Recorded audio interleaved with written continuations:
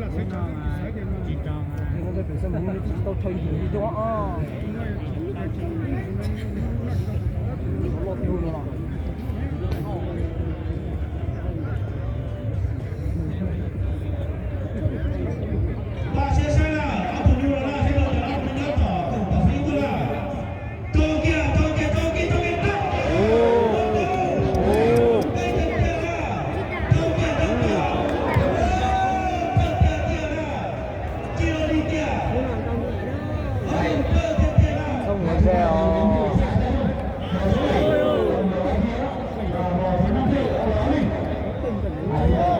Rẻ lắm à.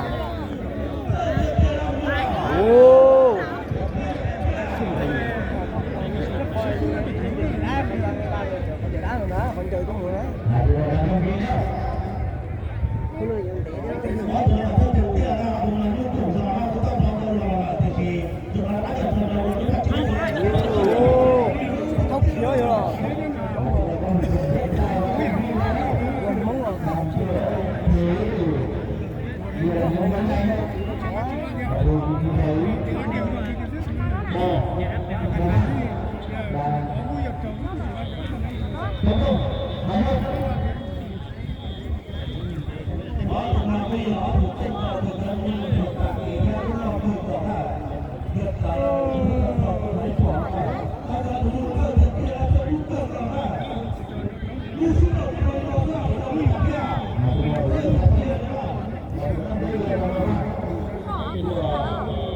Không ấy gì.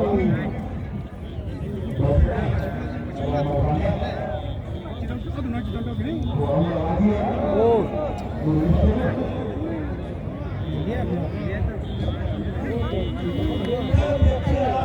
Biết tụi anh rồi nó sẽ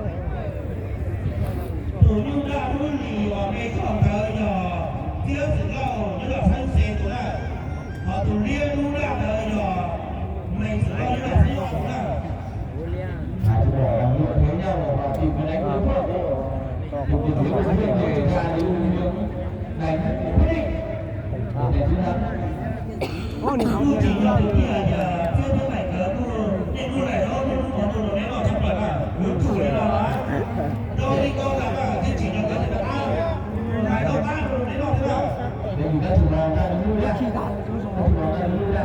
ô tụi con to ai rồi.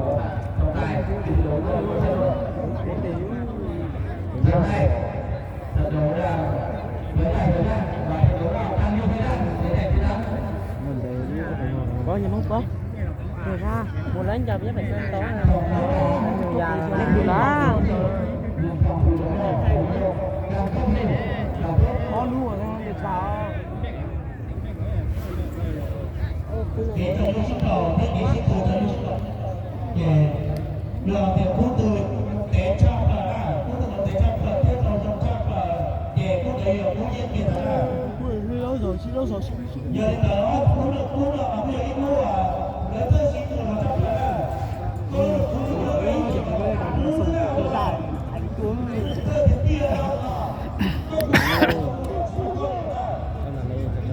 còn cái này nhớ chứ nó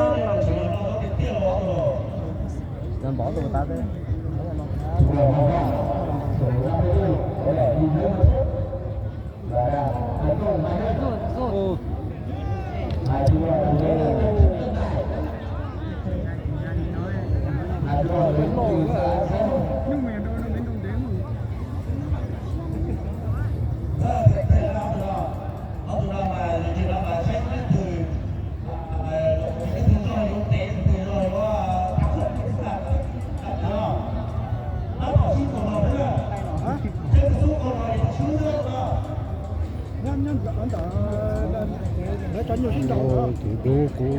Tụi đào cũng chạy rồi đã tụt tà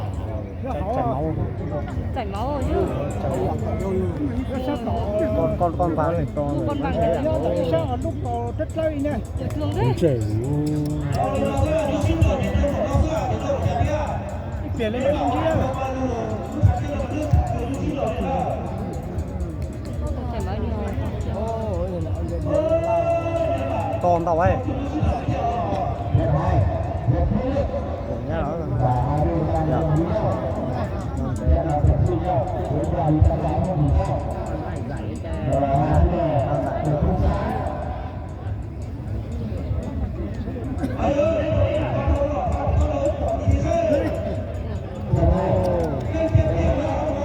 đón chơi cái sự đó à?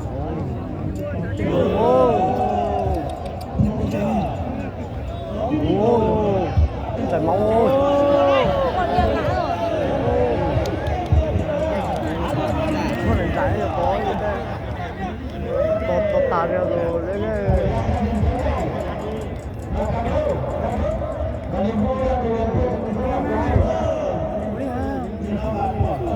Ông ngồi dưới xuống đeo quá đúng không?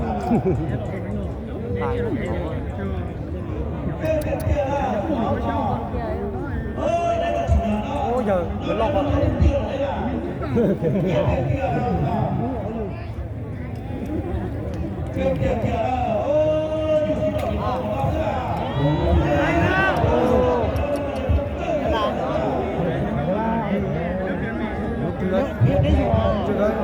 Chưa kịp hết chưa? Bỏ kìa. Có tụi nó đồng đề. Giải đó tụi này.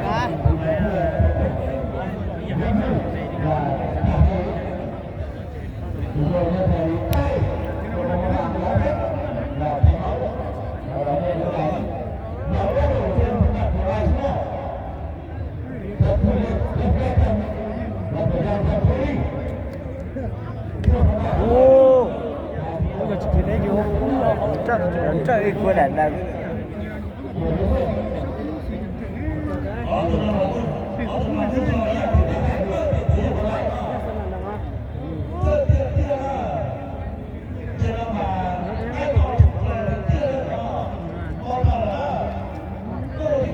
Làm chán đầu đấy, ở tụi nó nè. Chán lên bò rồi đấy.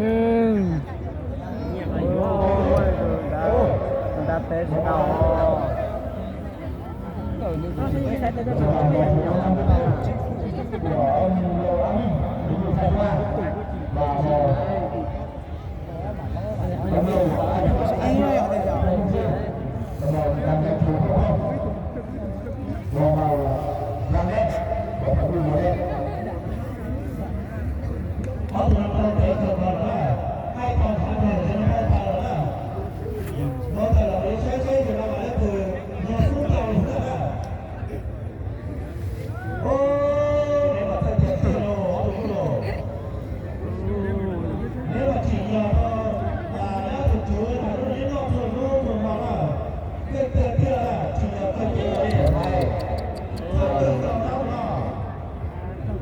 Giờ mới chưa tốt.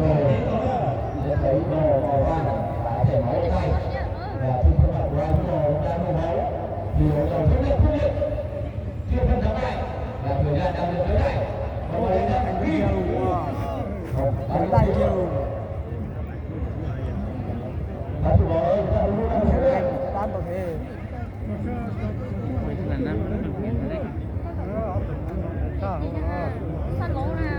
Nó thế này.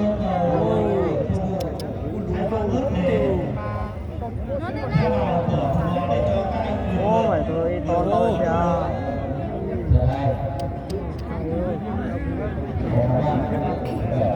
Chỉ nhập lâu to to là tàn thôi rồi. Chỉ nhập lâu. Cái tỷ trao nó. Tàn to rồi. Chỉ nhập lâu. Chỉ nhập lâu. Ở tụi nó vào đó.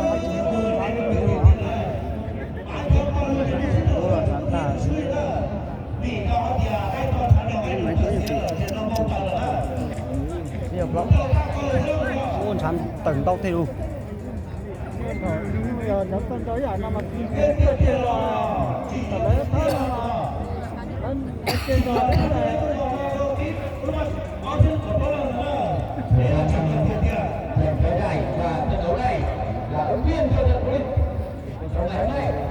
Ôi thầy nói ở tụi nó thì gì nó sẽ cái làm mình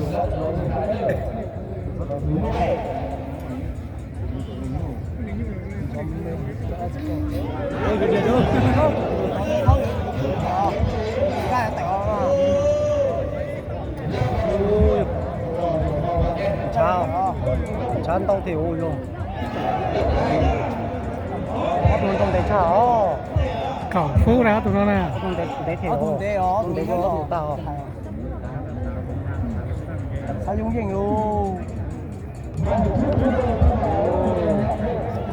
gì cái này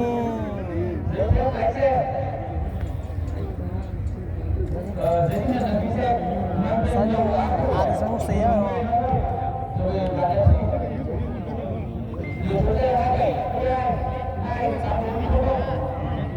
không rồi ôi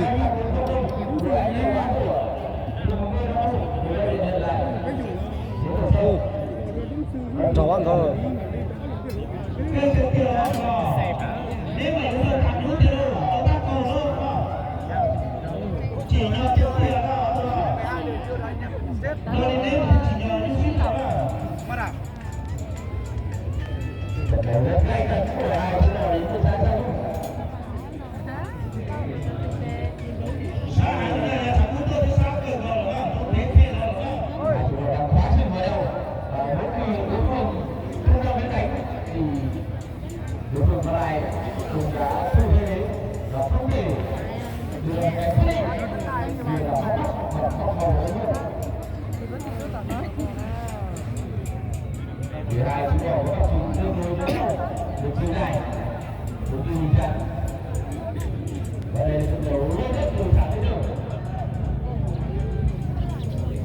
chảy nhiều máu con đấy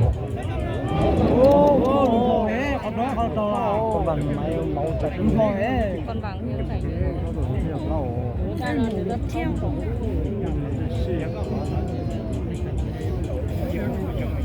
em hỏi chi mà tiểu như thế nào em hỏi thầu đúa ủa con kia ngã rồi ô thùng đi lo đi đủ đâu không bao tổ chồng chết đâu chỉ nhờ tiêu tiền đúng rồi cái đó luôn là được thống nhất là bây giờ cái ấy nguyên số 27 12 khỏi tôi phải số chế đấy mà đến từ trên phố kê đâu ở đây sẽ anh học là người dân trở về khu vực hay trước của MC lúc này lúc nào để nhân lại thì tôi sẽ xem rất phần thắng bại không dừng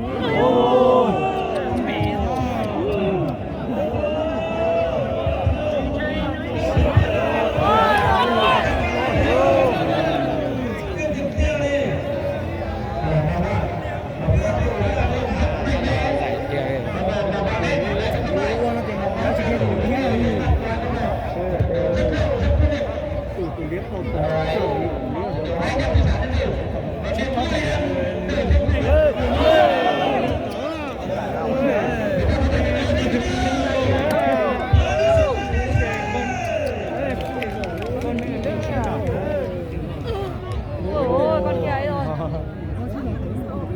hết sức rồi con nào mà nhớ ngày con nào phải nhớ tiêu ôi rồi không này đá bao giờ có thì mà đá luôn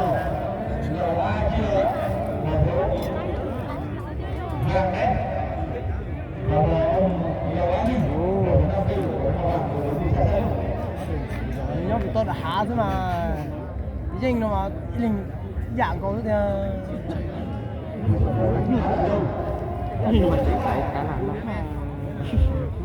nhỏ này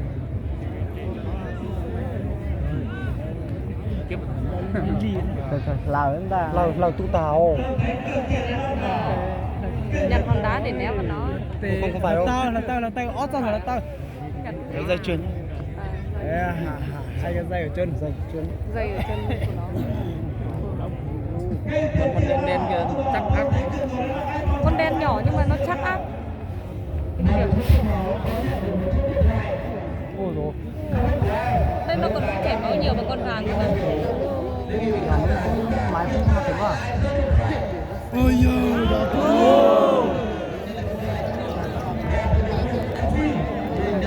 tháo là chảy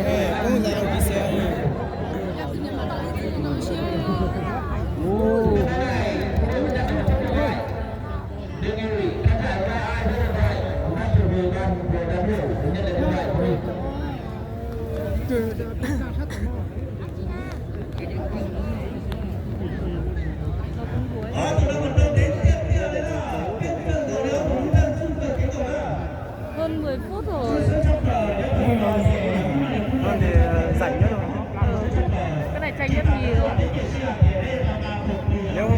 nó lâu hơn này, trận này là trận hiệp nhì rồi. Hơn 10 phút rồi mà. Nó chỉ mà tranh này.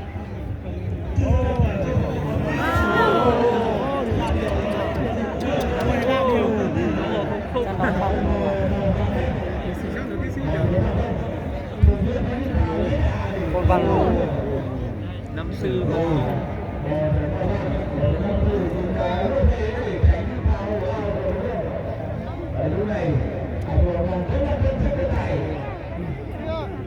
chứ là cái chung là chảo. Không là nói chủ bao đừng có lúc mai ấy.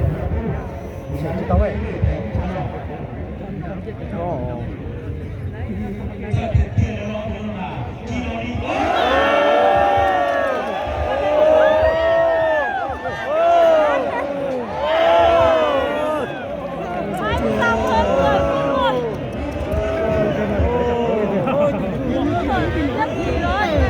nhớ gì rồi. Nó sướng.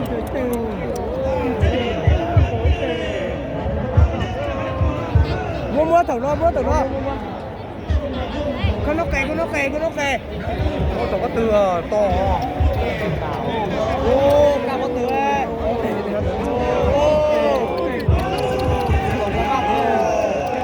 Còn cái khí của to. To đi con xưa. Chỉ nhớ của Nhi hả? Nhi ngay.